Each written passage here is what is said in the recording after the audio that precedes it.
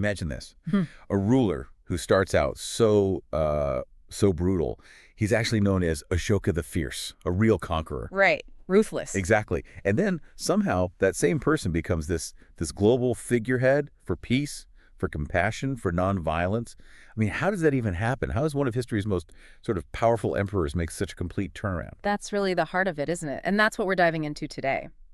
The incredible story of King Ashoka.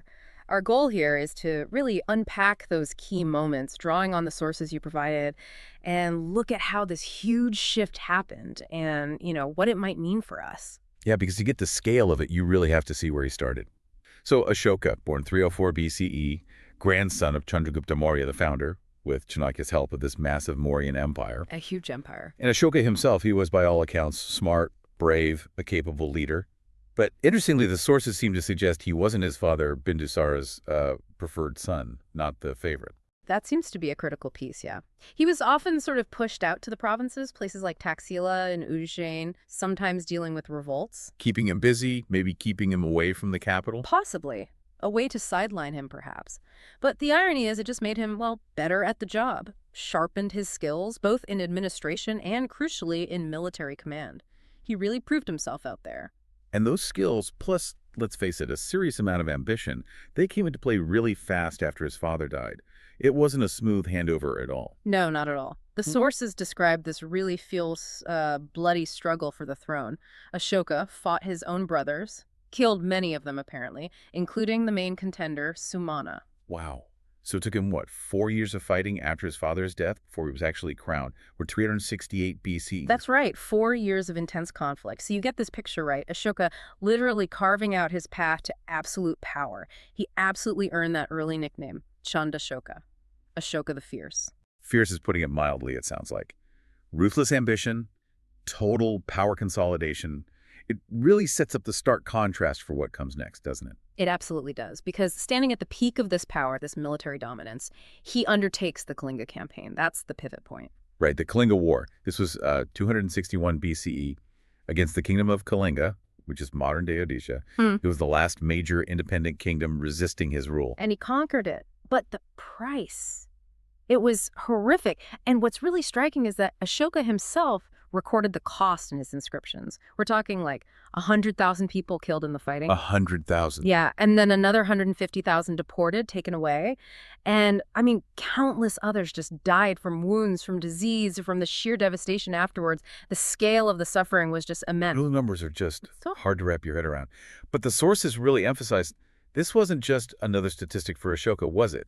This was the moment it hit him personally. Exactly. It seems he actually witnessed the aftermath, saw the destruction, the human cost firsthand, and it filled him with profound remorse, deep sorrow. This wasn't just a victory anymore, it was something else. It's fascinating, though, because rulers waged brutal wars all the time back then.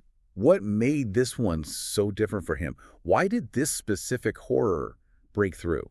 That's the million-dollar question, isn't it? The sources suggest it was more than just guilt. It was perhaps a realization of the utter futility of it all, the endless cycle of violence he was part of. He saw the suffering he caused, and it fundamentally changed his perspective. And that's where Buddhism comes in. Right. Haunted by Kalinga, he started exploring Buddhist teachings. There's mention of monks like Upagupta or sometimes Nigrudha who influenced him. Buddhism's focus on ending suffering, on compassion, on non-violence. Ahimsa, it offered him a completely different way to think about his role, his power. So it wasn't just feeling bad, it was a whole philosophical shift, a complete recalibration, you could say. Definitely. He formally embraced Buddhism, committed to its principles, ahimsa, nonviolence, dharma, which is about moral living, righteous conduct. And crucially, like you said, this wasn't just a private belief system he adopted. No, it changed everything. It fundamentally altered the entire direction of the Mauryan Empire. The policy shifted dramatically. And you see that in the practical things he did, right, as this Dharma king. Absolutely. The focus flipped from conquest to welfare. Our sources talk about him building hospitals for people and animals, which is quite remarkable. Yeah, that's amazing. Building roads, digging wells, setting up rest houses for travelers. All these public works projects aimed at improving life for ordinary people across his vast empire. And he also pushed for religious tolerance, didn't he? Among all the different groups, Hindus, Jains, Buddhists, others, That feels pretty ahead of its time. Incredibly so. Promoting harmony between different faiths was a key part of his dharma. And then there's the other big piece, spreading the message. He essentially became, as the sources put it, maybe the first global missionary for Buddhism. Sending people out. Yeah, sending missions, envoys carrying Buddhist teachings far beyond India. We're talking Sri Lanka, Nepal, but also maybe even into parts of Greece, Egypt, Southeast Asia, a Right. truly international effort. And he even sent his own children, right? Mahinda and Sangamita to Sri Lanka. He did, and they were very successful there. It became a stronghold of Buddhism, and there's that wonderful detail about Sanghamitta bringing a cutting from the original Bodhi tree the Buddha attained enlightenment under. Wow. She brought it to Anuradhapura in Sri Lanka, and incredibly, a tree descended from that very sapling is said to still be growing there today. It's a powerful symbol of how Buddhism spread. That's amazing. A living link back to that time. And it really underlines how he helped transform Buddhism Yeah. from, a more regional Indian faith into a major world religion. Absolutely. His influence was huge in that regard. And then the edicts. His messages weren't just spoken, he had them carved into stone. Right. The Edicts of Ashoka. Yeah. On rocks, on these massive pillars he erected all over the empire. Yeah, and in multiple scripts and languages, Prakrit mostly, but also Greek and Aramaic in some border regions, so people could actually understand them. These are some of the oldest deciphered written records we have from India. It's incredible historical evidence. And what do they actually say? What were the key messages? Well, they cover a lot, but the core themes are pretty consistent. Things like kindness to all living beings, obeying your parents, respecting teachers, behaving ethically, being generous, and, again, religious tolerance. Simple, powerful messages, Mhm. carved in stone for everyone to see. Exactly. Think about communicating across a massive empire back then without modern tech.